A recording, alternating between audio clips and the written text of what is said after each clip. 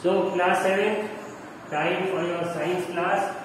The fourth chapter we were studying. Its name is heat. और heat में अभी तक हमने कई चीजों पर बात की, समझा कि हीट क्या है, हीट कौन से लॉज फॉलो करती है, कि वो किस रीजन से किस रीजन में फ्लो करेगी और उसको मेजर कैसे करते हैं, उसकी डिग्री को मतलब कि कितनी हीट है, कम है, ज्यादा है, उसको मेजर करने के लिए जो यूनिट बनी उसे हम टेम्परेचर कहते हैं। फिर हमने थर्मोमीटर के बारे में पढ़ा। We studied about 2 thermometers commonly used. One was the clinical thermometer whose temperature range was between 35 degree Celsius to 42 degree Celsius. Next we studied about the laboratory thermometer जिसकी -15 से 110 डिग्री सेल्सियस तक होती है। उसके बाद हम लोगों ने ये समझा कि हीट ट्रांसफर कैसे होती है एक ऑब्जेक्ट से दूसरे ऑब्जेक्ट में, जिसमें कि पहला मेथड हम लोगों ने आयरन रॉड एक्सपेरिमेंट पे वैक्स लगा के उसके मेथड से समझा और उसका नाम था कंडक्शन। कंडक्शन के बाद जो अभी शिवेंद्र तुम्हारा माइक अनम्यूट हो गया, ठीक है। कंडक्शन, वी स्टडीड कंडक्शन और ये जाना कि कंडक्शन में कैसे हीट ट्रांसफर होती है, इसका एक एग्जांपल भी दिया था आपको। फिर दूसरी चीज हम लोगों ने पढ़ी कि लिक्विड्स और गैसेस में कैसे होगा, तो उसमें हम लोगों ने एक एक्सपेरिमेंट पढ़ा कि एक कोनिकल फ्लास्क में, राउंड बॉटम फ्लास्क में हम लेते हैं पोटेशियम पर मैंगनेट का क्रिस्टल और उसको पहले 2/3 पानी से भर देते हैं। फिर हीट करते हैं तो हम देखते हैं कि वो पोटेशियम पर मैंगनेट के क्रिस्टल के जो पार्टिकल्स है वो पानी में जो ठीक फ्लेम के ऊपर है वो तो ऊपर जा रहा है और साइड का ठंडा पानी उसकी जगह ले रहा है। तो हमने देखा कि ये पूरा सर्कल बन गया है, उसको समझा। तो ये समझ में आया कि इस मेथड को वी कॉल इट कन्वेक्शन, और कन्वेक्शन का ही एक अपने आसपास सराउंडिंग्स में हो रहा है फिनोमेना जिसे लैंड ब्रीज और सी ब्रीज कहा जाता है, उसे हमने समझने की कोशिश की थी। ठीक है, इतनी बातें अभी तक हम लोगों ने डिस्कस कर दी। अब आज आगे का टर्न है। सो लेट अस सी। भविष्य स्क्रीन दिख रही है?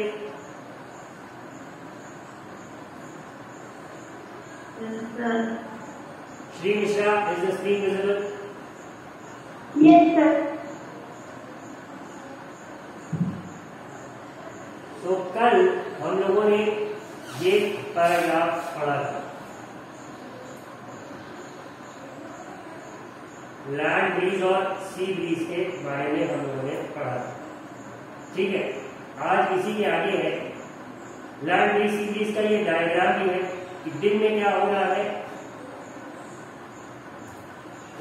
दिन में जो ये लैंड का एरिया था ये जितना तुम्हें दिख रहा है यहाँ पे, इसके ऊपर की जो हवा है वो कंपेयर टू पानी के ऊपर की जो हवा है उससे जल्दी गर्म हो जाती है। और हम लोगों ने पढ़ा था कि हॉट पार्टिकल और हॉट पार्टिकल ऑफ एयर और लिक्विड ये राइज करे, यहाँ की हवा ऊपर हो जाए। तो अब होगा क्या, यहाँ इस पूरे एरिया में गैप सा क्रिएट हो जाए। तो ये जो एरो दिख रहा है आपको ब्लैक कलर का, सी के ऊपर ये हवा इसकी जगह लेने की कोशिश करेगी। अब जब ये हवा यहाँ आएगी लैंड के कॉन्टैक्ट में तो ये भी गर्म हो जाएगी, और तब तक जो हवा ऊपर गई थी लैंड वाली वो ठंडी होकर वापस से जो सी की एयर चली गई थी लैंड की तरफ उसकी जगह ले लेगी। तो ये एक पूरा सर्कल बन जाए इस तरह से। लैंड के ऊपर की हवा देखने गर्म होगी, ऊपर जाएगी और फिर वो ऊपर से ठंडी होकर सी की तरफ आएगी, और सी की ठंडी हवा किधर चली जाएगी, लैंड की तरफ। क्यों? क्योंकि लैंड की जो हवा ऊपर चली गई है उसकी जगह को फिल करने के लिए ये आगे आ जाएगी। जैसे ऐसा समझो कि क्लास में जब आगे फ्रंट रो में बैठने वाला कोई स्टूडेंट एब्सेंट है तो आगे पीछे वाले स्टूडेंट्स को क्या देता है कि तुम लोग एक एक बेंच आगे आ जाए। इसी तरह से होता है। तो सेम कुछ वही चीज हो रही है यहाँ पे। और नाइट टाइम में इसका उल्टा हो जाता है। नाइट टाइम में जो लैंड का एरिया है वो कंपेयर टू सी ठंडा हो जाता है। अब सी के ऊपर की हवा गर्म है तो वो ऊपर चली जाएगी, तो लैंड की तरफ से जो हवा है वो सी की तरफ बहने लगेगी, और सी के ऊपर की जो गर्म हवा थी वो थोड़ी थोड़ी ऊपर जाने के बाद ठंडी होगी वापस से किधर आ जाएगी, लैंड की तरफ आ जाएगी। तो ये एक सर्कल इधर भी बन जाएगा।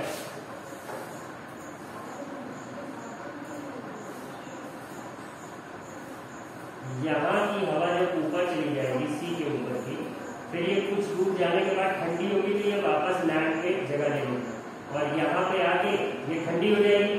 तो अब सी की हवा तो कंटिन्यूसली ऊपर जाएगी और ये ऊपर जाके ठंडी होगी वापस लैंड की तरफ आएगी, यही सर्कल हो जाए। तो अब दो चीजें थी, दिन में जब सी से लैंड की तरफ ब्रीज हो रही तो वो सी ब्रीज, और रात में लैंड की तरफ से सी की तरफ जो हवा जा रही वो लैंड ब्रीज। ये हम लोगों ने कल पढ़ रखा। यही था कि when we come out in the sun we feel warm, जब हम धूप में आते हैं। अब आगे की बात, when we come out in the sun we feel warm, how does the heat from the sun reach us? अब धूप में खड़े होते गर्मी लगती है तो सन से यहाँ तक उसकी हीट पहुंच कैसे, क्योंकि हमें पता है कि the sun is very far away from us, कैसे पहुंच रही है। अब कंडक्शन में पहुंच नहीं सकती, क्यों? क्योंकि बीच में कोई मीडियम नहीं है, कोई रॉड से जुड़े तो है नहीं हम लोग, और इसी तरह कन्वेक्शन से भी नहीं, क्योंकि स्पेस में सन और अर्थ के बीच में हवा भी नहीं है कि गर्म हवा आ जाएगी, वो भी नहीं। तो फिर तीसरा तरीका होगा कोई ना कोई, तभी वो आ रही है वहां से यहाँ तक ऑलमोस्ट 150 मिलियन किलोमीटर।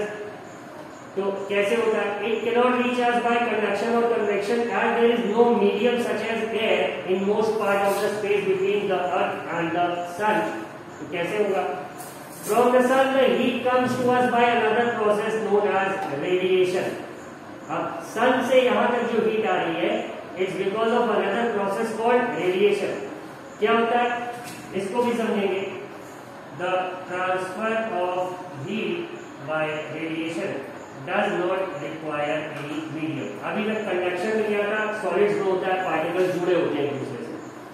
Convection में क्या था? जुड़े होते हैं बट वो अलग से हीट सोर्स के पास चले जाते हैं, कोई मीडियम होता है। रेडिएशन में क्या है, कोई मीडियम नहीं भी होगा तो भी हीट पहुंच जाएगी आपको। It can take place whether a medium is present और not. When we sit in front of a room heater we get heat by this process. अब हीटर अगर थोड़ी दूर जल रहा होता है ठंडियों में तो कुछ देर के बाद हमें उसकी हीट महसूस होने लगती है।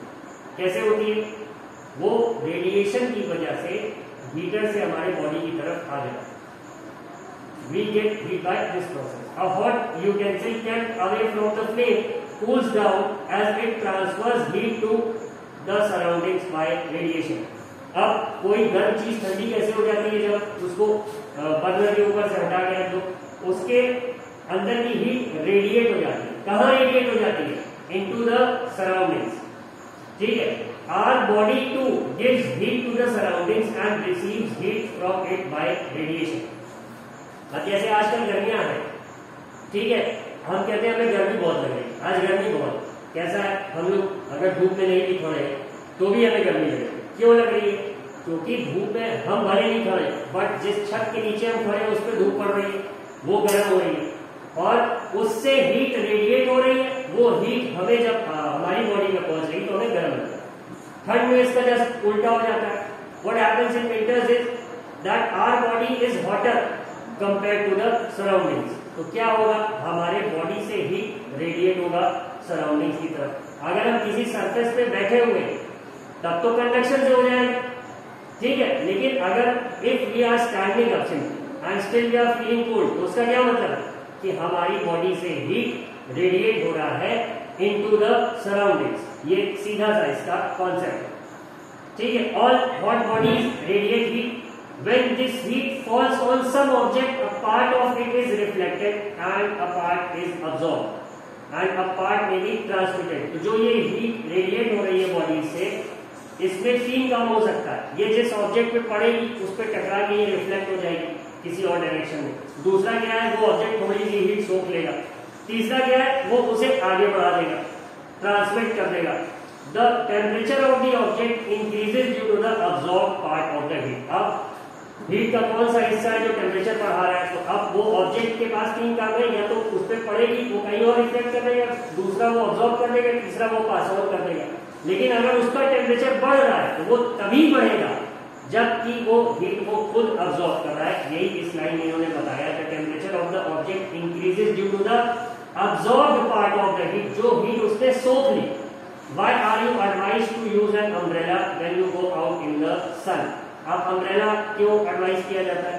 तो उसका सीधा सा है कि डायरेक्ट हीट जो हमारे ऊपर पड़ रही है सन की, वो अम्ब्रेला के कारण रिफ्लेक्ट हो जाएगी इनटू दी अदर डायरेक्शन। यही अम्ब्रेला का यूज होता है। You know that in summer we prefer light colored clothes and in winter we usually wear dark colored clothes. Why is that so? ऐसा क्यों होता है? ठीक है, तो इसके लिए इन्होंने ये बहुत अच्छा सा एक्सपेरिमेंट करा। इन्होंने एक काले रंग का कैन लिया और एक सिल्वर, मतलब अब मेटल सफेद तो होंगे नहीं ना, उसे हम व्हाइट पेंट करेंगे, तो ऐसा जो कि ब्राइटली कलर्ड है सिल्वर सरफेस वाला कैन, दोनों में पानी भर दिया। ठीक है, अब कैसे होगा?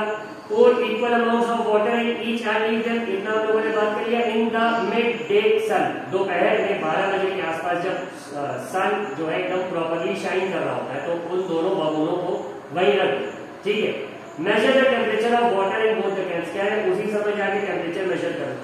In which can is the water warmer? You can feel the difference even by touching the water in two cans। इन्होंने ये बताया कि टेम्परेचर चेक करके बताओ कि कौन सा कैन ज्यादा गर्म। ठीक है, अब अगली एक्टिविटी में ये क्या करें? Fill the two cans with the same amount of hot water at the same temperature. ठीक है, leave the cans in a room और in a shade. Note the temperature of water after 10-15 minutes. Does the temperature of water in both the cans fall by the same amount?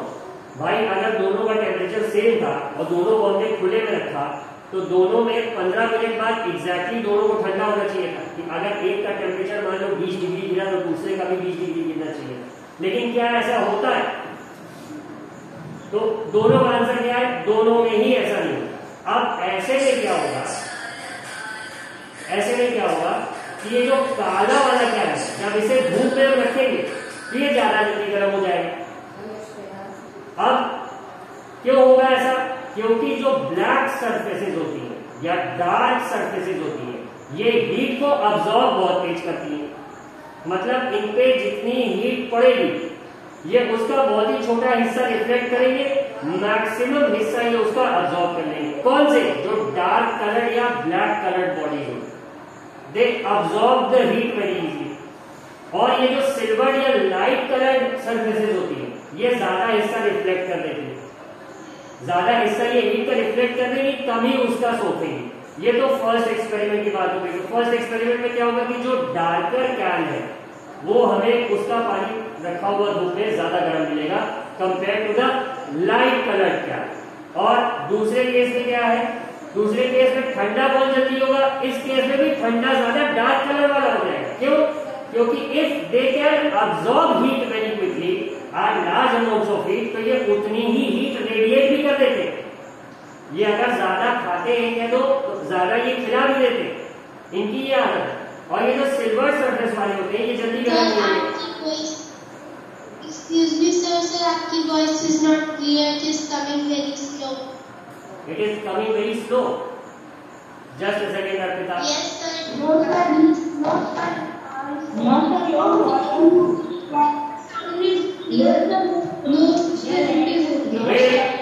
बाकी लोग चुप हो जाए, कोई खुद से नहीं अनम्यूट करेगा, कोई खुद से नहीं अनम्यूट करेगा। Let me check. तन्मय, तुमने जो बोला, did I take your name? किसी ने अनम्यूट कर रखा है? सब लोग देखिए, आपने म्यूट किया ये। somebody is unmuted. Please check whether your mic is muted or not. Anu, I guess your mic is unmuted. Anu mute कर लो।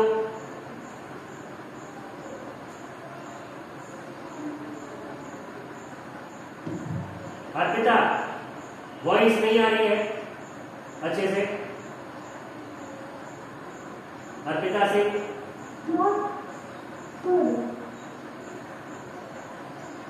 अर्पिता,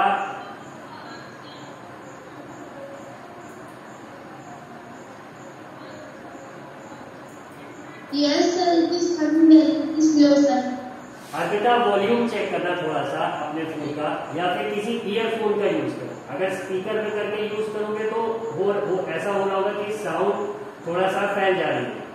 एक इसका ट्रिक और है, एक छोटा सा बॉक्स ले लो, अगर जूते का डिब्बा या छोटा बॉक्स मिल जाए उसमें फोन रख दो, तो उसमें से आवाज थोड़ा सा बढ़ के तुम्हें आए। सतर्कता, एक ट्रिक है ये, छोटा सा काम कर जाए तो अच्छी बात। ठीक है, बाकी I know the voice is clear. Coming, since now coming, the voice things from technical problems.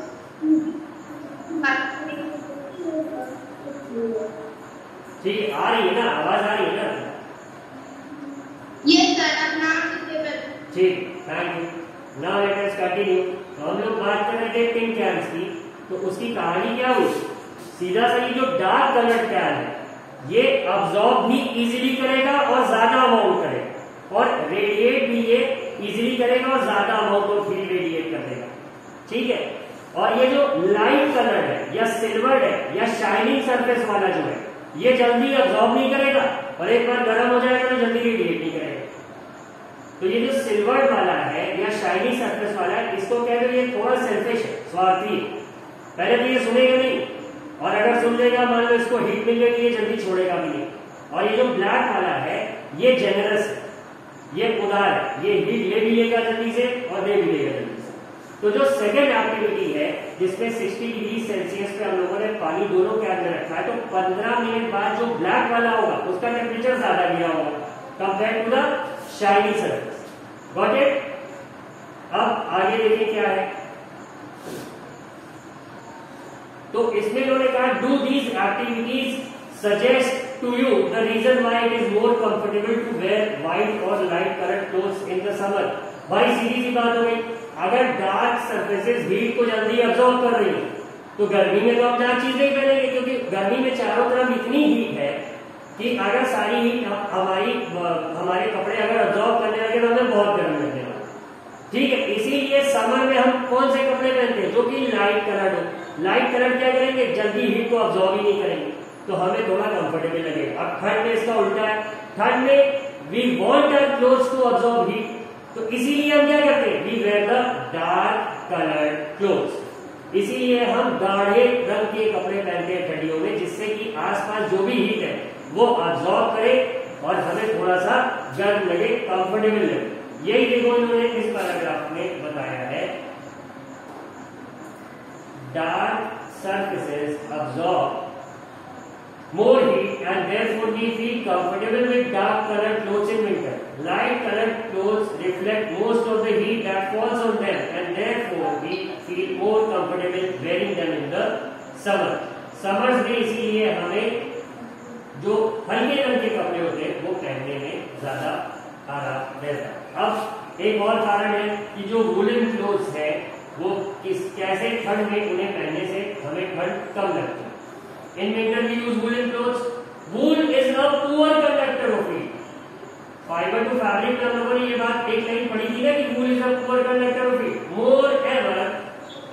More over there is air trapped in between the wool fibres. अब जो इसके फाइबर्स हैं इनके बीच में खूब ढेर सारी हवा होती है। गर्म कपड़े में देखते हैं ना कि अगर एक शर्ट पतली सी रखी हो, अगर एक जैकेट रखी हो इतनी जगह घेरे, वही एक शर्ट बहुत कम जगह घेरे। तो है क्या? उनके फाइबर्स के बीच में बहुत सारी एयर ट्रैप है, हवा भरी हुई। अब ये जो एयर होती है, this air prevents the flow of heat from our body to the cold surroundings. Air भी पुअर कंडक्टर है, वूल भी पुअर कंडक्टर है, तो दोनों के कॉम्बिनेशन से होगा क्या? हमने क्या बताया था first day I taught you कि तुम्हें ठंड कब लगेगी? जब हीट तुम्हारी बॉडी से बाहर फ्लो करने लगेगी। और ये जो वूलन क्लोथ्स है ये उसी हीट को बाहर फ्लो करने से रोक देते हैं। इसी वजह से क्या होता है? तुम्हें ठंड नहीं लगती and you feel warm when you put on your woollen clothes in the winter season. ठीक है, अब suppose you are given the choice in winter of using either one thick blanket or two thin blankets joined together. What would you choose and why? Remember that there would be a layer of air in between the blankets. इस question का answer I call out names, जिसका नाम पुकारूंगा वही दे। ठीक है, Rudra Shukla. Yes sir. हाँ, क्या लगता है? दो कंबल लेने चाहिए कि एक मोटा कि दो पतले कंबल? सर एक मोटा कंबल लेना चाहिए। ठीक है रुद्र। सार्थक, Yes sir. what do you suggest? Two thin blankets or one thick blanket? Sir, one thin blanket. 1 thick blanket, ठीक है। श्रेयांशी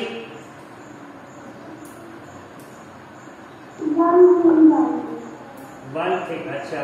और अर्पिता सिंह यस सर। दो पतले कंबल की एक मोटा कंबल? सर एक मोटा कंबल। ठीक है। और शैलेश तिवारी यस सर। क्या पसंद करोगे, दो पतले कंबल की एक मोटा कंबल? एक पतला कंबल। नहीं, ऑप्शन है ही नहीं है, या तो एक पूरा मोटा सा कंबल ले लो या दो पतले। एक मोटा सा कंबल सर।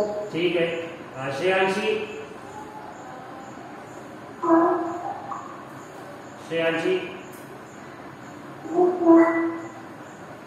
2 थिन ब्लैंकेट और 1 थिक ब्लैंकेट, कौन सा पसंद है?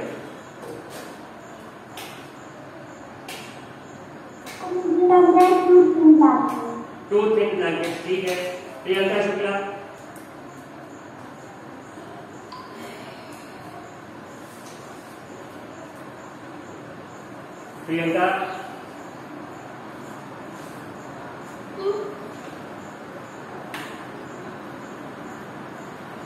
प्रियंका हमारे बीच नहीं है। अंशिका देवी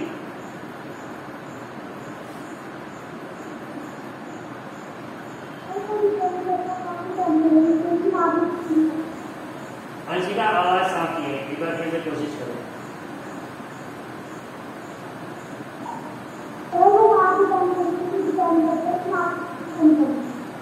ठीक है। Mushaba what do you think, 2 thin ones और 1 मोटा वाला कंबल?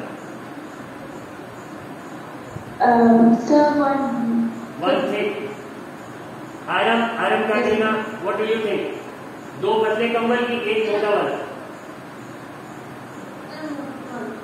ठीक है। अंकित कुमार साहिल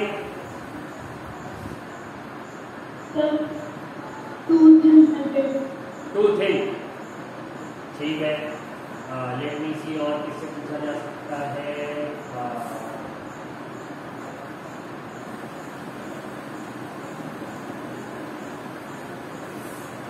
तन्मय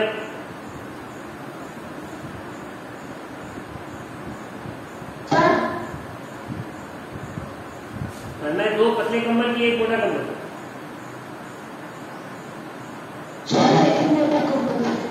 ठीक तन्मय।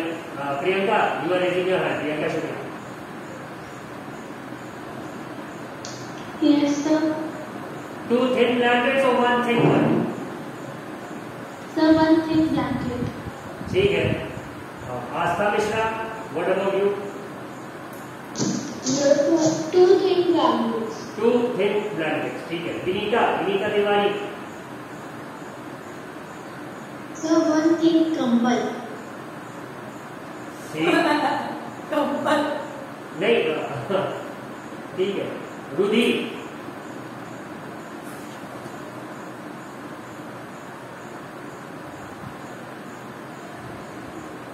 Sir 1 thick blanket. 1 thick. Swati कहाँ है? स्वाति रावत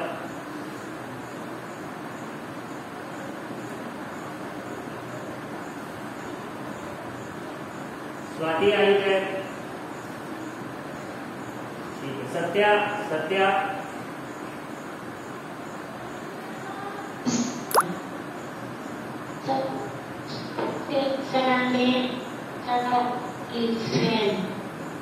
ठीक है। सत्या अदिति है Rawat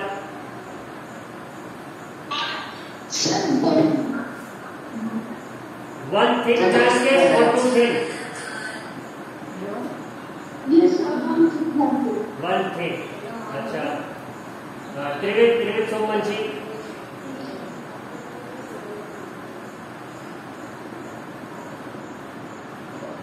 what is it going to be? 1 thick? Sir 2 thin blanket. ठीक है। Yashmit yes sir. हाँ, what do you think? Sir 1 thick blanket. 1 thick, ठीक है। निष्ठा वर्मा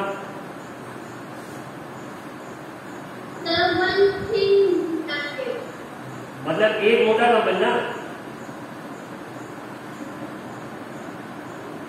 ठीक है। तो अब इतने आंसर्स हमें मिले, ऑलमोस्ट 10-15 आंसर्स वी गॉट। तो मैक्सिमम मेजॉरिटी हम देख रहे हैं कहीं एक मोटा कंबल, जबकि you all ignore this last line कि remember that there would be a layer of air in between the blankets. अब होगा क्या, तो एक मोटा कंबल भी ऐसी बात नहीं कि गर्म नहीं करेगा, बट जो दो पतले कंबल होंगे उनके बीच में ज्यादा एयर ट्रैप हो जाएगी।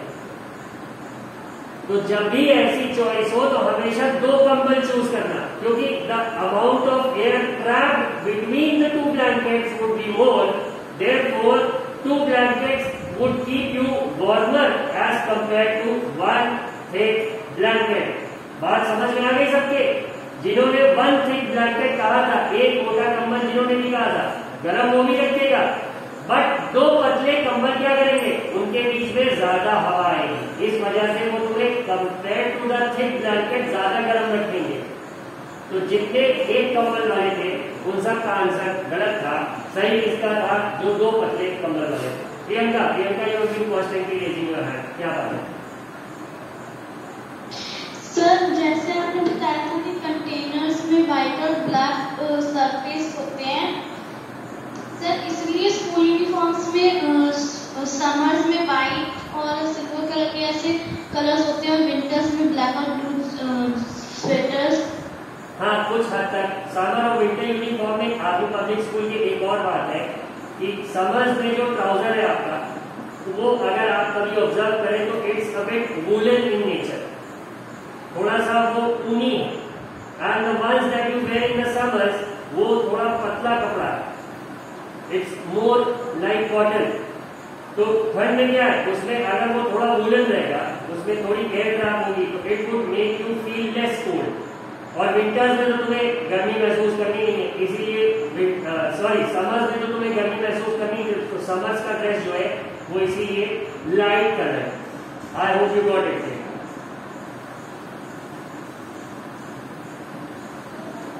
तो अब ये यही है। इसके बाद आप देख रहे हैं again we are back to the exercises. बहुत कम ही एक्सरसाइजेस है, ज्यादा नहीं दिख रही है, ओनली 11 क्वेश्चंस और 11 में भी मल्टीपल चॉइस है। So I would call out names, जिनका नाम पुकारेंगे बस वही आंसर करेगा, और कोई ये नहीं बोलेगा कि सर क्या लाइट है, मैं ठीक है। पहला क्वेश्चन